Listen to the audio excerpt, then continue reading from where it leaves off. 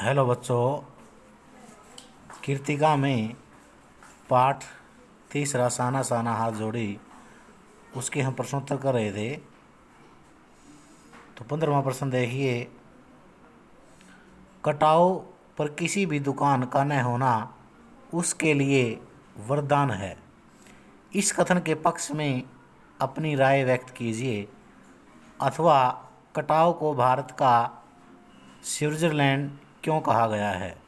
इसका उत्तर देखिए। कटाव लायुंग से 500 फीट ऊंचाई पर स्थित है।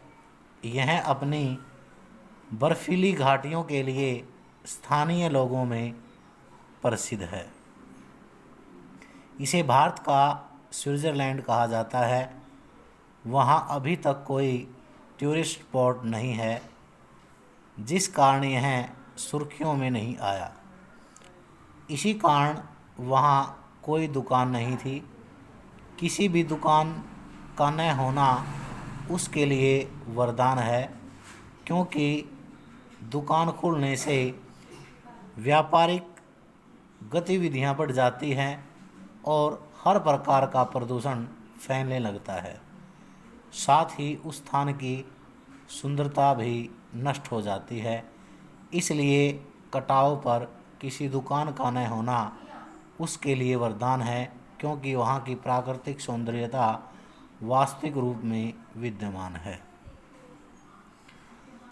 16वां प्रश्न है, प्रकृति ने जल संचय की व्यवस्था किस प्रकार की है। इसका उत्तर देखिए। प्रकृति ने जल संचय की व्यवस्था बड़े ही अच्छे ढंग से की है। सर्दियों में बर्फ़ के रूप में प्रकृति जल संग्रहण कर लेती है और गर्मियों में यही बर्फ़ की शिलाएं पिघल कर जल के रूप में नदियों के द्वारा हमारी प्यास बुझाती है। यह जल संचय की अद्भुत व्यवस्था है। इन प्रश्नों को अच्छी प्रकार से समझ करके याद करना।